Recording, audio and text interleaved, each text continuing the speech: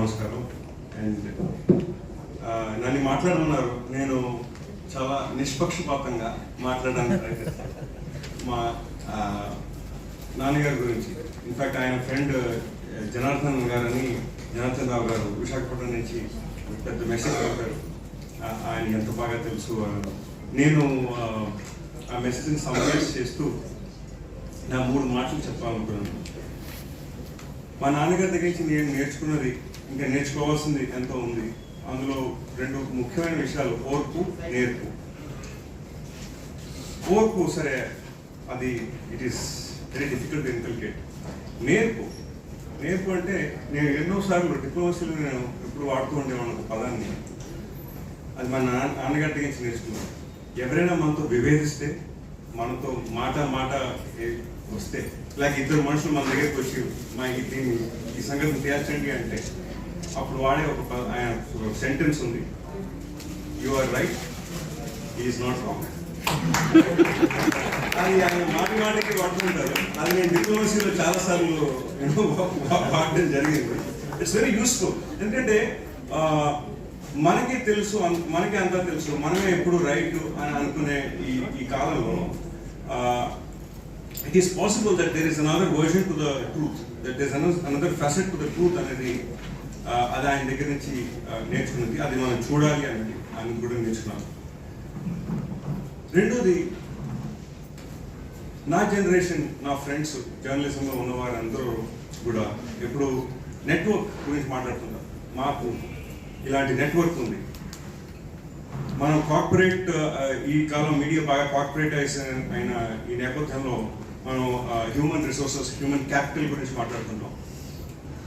కానీ మా ఫాదర్ దగ్గర, ఆయన దగ్గర నుంచి నేను నేర్చుకున్నది ఏంటంటే, ఎప్పుడు ఆయన HR అంటే హ్యూమన్ రిసోర్సెస్ అని ఎప్పుడు అన్నారు, హ్యూమన్ రిలేషన్స్ అని అంటూ ఉంటారు. మానవ సంబంధాలు అంటే ఇది మనకి తెలిసిన వారు ఎవరైనా కూడాను వారి ప్రజా శ్రేయస్సు కోసం పనిచేస్తున్న వారి పురోభివృద్ధిని మనం కోరుకోవాలి, వారితో కలిసి మనం పనిచేయాలి, వారితో సంబంధాలు పెంచుకుంటే ఇది ఏదో పని కోసం వినియోగించుకోవడానికని కాదు. మనం it is how can be work together for the cause of the people అన్నది, అది మానవ సంబంధాలు అని ఆయన అంటారు. సో అది ట్రూ HR, హ్యూమన్ రిలేషన్స్ అని నేర్చుకున్నాను. మూడోది, ఒక ఇన్సిడెంట్ నేను చెప్తాను. నేను ఆఫ్ఘనిస్తాన్లో యునైటెడ్ నేషన్స్లో పనిచేస్తున్న కాలంలో కొంతమంది వాళ్ళు తీవ్రవాదాన్ని వదిలి సరెండర్ అయ్యారు. వారికి ఉపాధి కల్పించాల్సిన ఒక స్కీమ్ కింద వారికి ఉద్యోగాలు రావాలి, కానీ అది రాలే.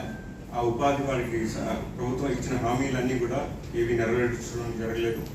ఇందులో ఎవరో కొంతమంది పెద్ద మనుషులు ఫండ్స్ని సహాయం చేయడం జరిగింది.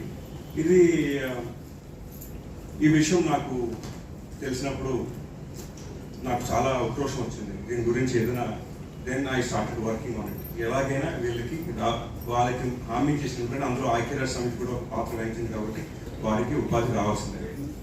నా కలీగ్ వచ్చి, ఎందుకురా ఇదంతా, మనకి ఇప్పుడు మనం రిపోర్ట్ రాస్తాం దీని గురించి, ఇది జరిగింది, అయిపోయింది విషయం, మనం ముందుకెళ్ళిపోవచ్చు, దట్స్ ఇట్.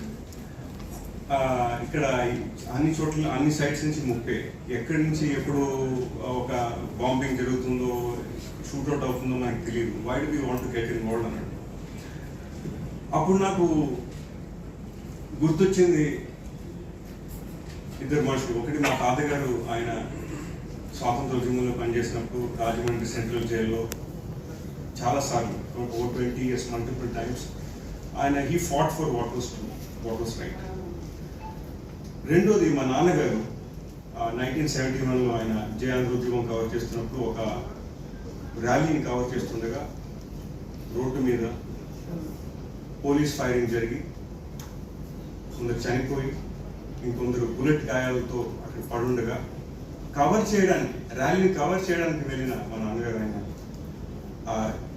గాయాలైన వారిని భుజం మీద వేసుకుని ఆసుపత్రికి తీసుకెళ్ళి రక్తం తడిసిన అదే గుడ్డలతో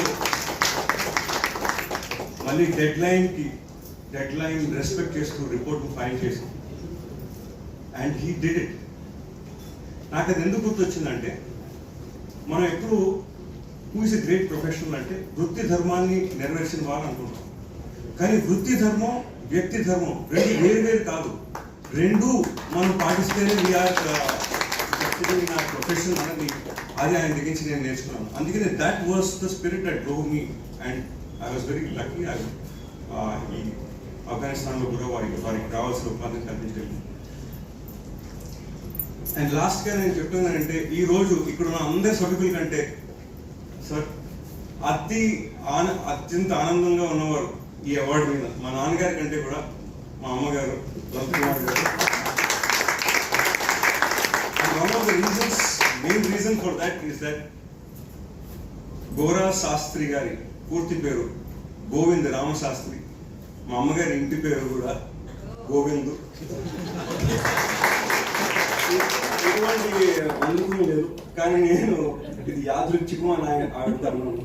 ఆవిడ డెస్టినీ అన్నారు. So she is very thrilled about it. మా అందరికీ చాలా ఇది ఎంతో ఆనందకరమైన రోజు. సభ్యులందరికీ సమయం ఇచ్చినందుకు ధన్యవాదాలు. Thank you so much.